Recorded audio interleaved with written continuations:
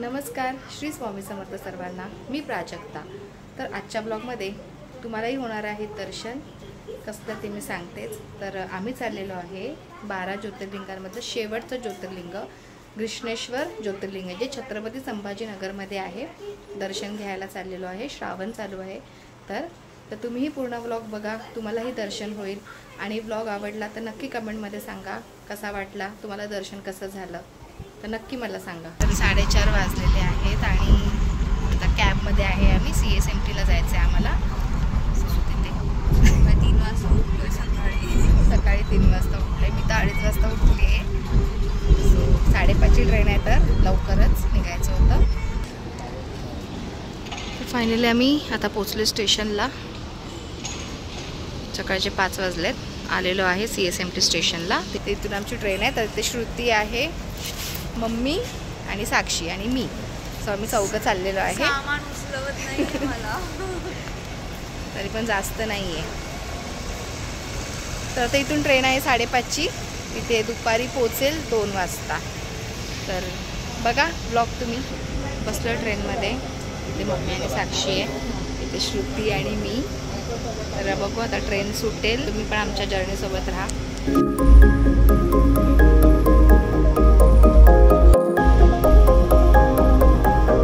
पोचलेलो आहे औरंगाबादला, म्हणजेच आत्ताचं छत्रपती संभाजीनगर।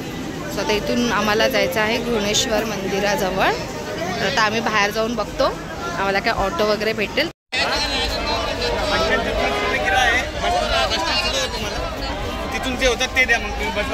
भेटली आम्हाला ऑटो आणि आता ऑटोनेच जाणार आहे आम्ही। मंदिरापर्यंत सोडतील ते। तुम्ही आलात तरी आपलं छत्रपती संभाजीनगर स्टेशनला उतरलात तर बाहेर खूप असे ऑटो आहेत। तर आम्ही पोचलोय आता मंदिराजवळ आणि हे समोरच दिसतंय घृष्णेश्वर मंदिर। तर चाललो आहोत आम्ही जेवायला, लंचला। आणि सकाळी आम्ही खाल्लं नव्हतं। 3:30 वाजल्यापासून उठलोय। 3 वाजल्यापासून उठलो, आराम पण नाही केलं। आम्ही हे बंद आहे हॉटेल, नाही पुढे। सो आता जेवणार आहोत। जेवून थोडं रेस्ट करून फ्रेश होऊन मंदिरात जाणार आहोत। सो चला मग नंतर भेटूया। तर फायनली आम्ही आता तयार झालेलो आहे मंदिरात जाण्यासाठी। म्हणजे आता मंदिरात आरती असते 8 वाजता। तर आम्ही आरती अटेंड करणार आहे, पण त्याच्या आधी असंच आजूबाजूला वगैरे थोडं फिरतो।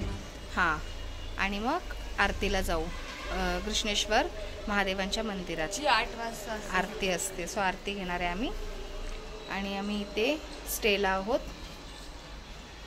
सो मी ह्या गेस्ट हाऊसचा नंबर तर देईन मी कॅप्शनमध्ये। तर तुम्ही कधी आलात तर इकडे या, खूप सुंदर आहे। साई गेस्ट हाऊस समथिंग नाव आहे। हां, तर इथे आम्ही स्टे करतोय। तर आता जातोय दर्शनाला। बघू आजूबाजूची मंदिरे वगैरे फिरणार आहे आणि मग 8 वाजता आरती घेऊ। तर हा साई गेस्ट हाऊस। तर मी डिस्क्रिप्शनमध्ये नंबर देईनच। सो तुम्ही कधी घृष्णेश्वर महादेव मंदिरात आलात तर खूप छान आहे स्टेसाठी। तर आता मम्मी आणि साक्षी आता आम्ही चाललोय। तर समोर आहे मंदिराकडे जाण्याचा रस्ता।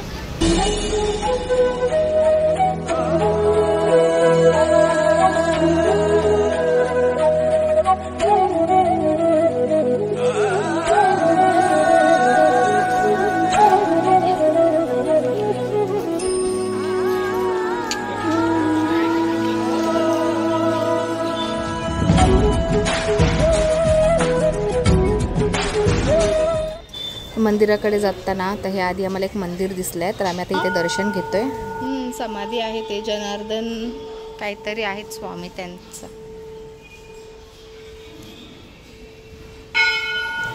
तर इथे समोरच दिसतंय हे सिद्धेश्वर महादेव मंदिर। इथे सुद्धा महादेवांचं मंदिर आहे। हे श्री सिद्धेश्वर महादेव मंदिर।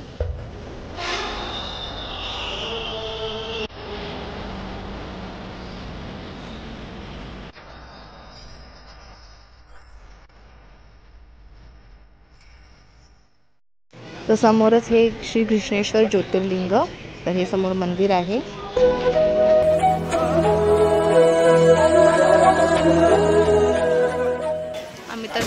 मंदिराजवळ आलोय, पण मंदिरात दर्शनाला आम्ही आता नंतरच जाणार आहे आरतीच्या वेळेस. तर हे समोर मंदिर आणि आता आम्ही चाललोय मंदिराच्या बाजूलाच असलेलं शिवतीर्थालय कुंड, जे खूप पौराणिक आहे ते बघायला. आम्ही आलेलो आहे अहिल्याबाई होळकर शिवालय तीर्थकुंड ते बघायला. तर हे समोरच शिवालय तीर्थकुंडधाम. तर ह्याची पौराणिक कथा अशी आहे की इथे घृष्मा नावाची शिवभक्त राहत होती. तर ती दररोज 108 पार्थिव शिवलिंग बनवायची आणि त्यांची पूजा करून ओम नमः शिवाय जाप करून या कुंडामध्ये विसर्जन करत होती. तर तिच्या पूजेला प्रसन्न होऊन स्वतः महादेवांनी तिला आशीर्वाद दिला होता, वरदान दिला होता आणि तिचा मृत मुलगा होता त्याला जिवंत केलं होतं. त्यावरूनच घृष्मा नावावरूनच हे घृष्णेश्वर ज्योतिर्लिंग प्रसिद्ध आहे आणि ह्याचं दर्शन केल्यावर सर्व मनोकामना आपली पूर्ण होते, सर्व इच्छा पूर्ण होतात अशी मान्यता आहे.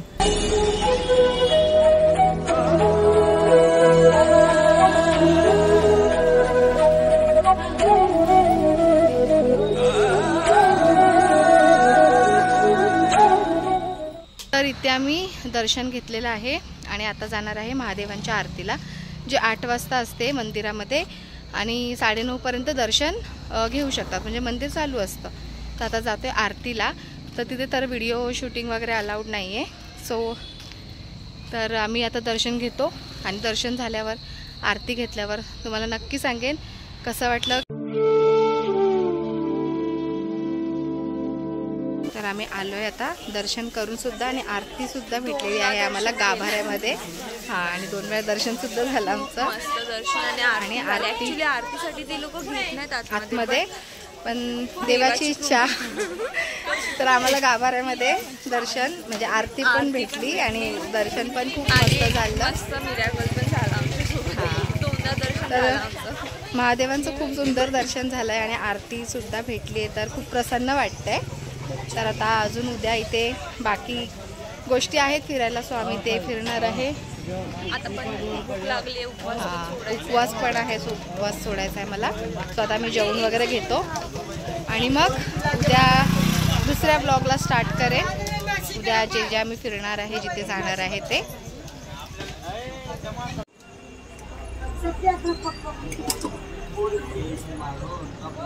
तर तुम्ही कधी आलात घृष्णेश्वरला तर संध्याकाळची आरती घ्यायला जमली तर नक्की घ्या, कारण खूप मस्त वाटलं. खूप मस्त आरती असते आणि दर्शन तर असं 9:30 वाजेपर्यंत चालू, पण आरती जर घेतली तर पीस आणि गर्दी नाहीये. श्रावण असून सुद्धा आहे गर्दी, पण एवढी गर्दी नाहीये. गर्दी नाही, पण तुम्हाला ढकलाढकली नाही, काय नाही, व्यवस्थित दर्शन देतात, सिस्टमॅटिकली दर्शन देतात. दर्शन पण देतात आणि शिवलिंगाला सुद्धा तुम्हाला हात लावून देतात. तुम्ही फुलं वगैरे वाहू शकता. तर खूप ते एक छान वाटलं की आपल्याला आपण एवढं लांबून येतो दर्शनासाठी, तर दर्शन एकदम मनासारखं होऊन जातं. तर आता आम्ही जेवलो आणि आजचा तर दिवस खूप मस्त दर्शन वगैरे झालेलं आहे. आता पुढचा ब्लॉग उद्या कंटिन्यू करेन. तर ब्लॉग पूर्ण बघा सर्वांनी आणि आवडला तर लाईक सुद्धा द्या आणि सबस्क्राईब सुद्धा करा, चॅनलला शेअर पण करा.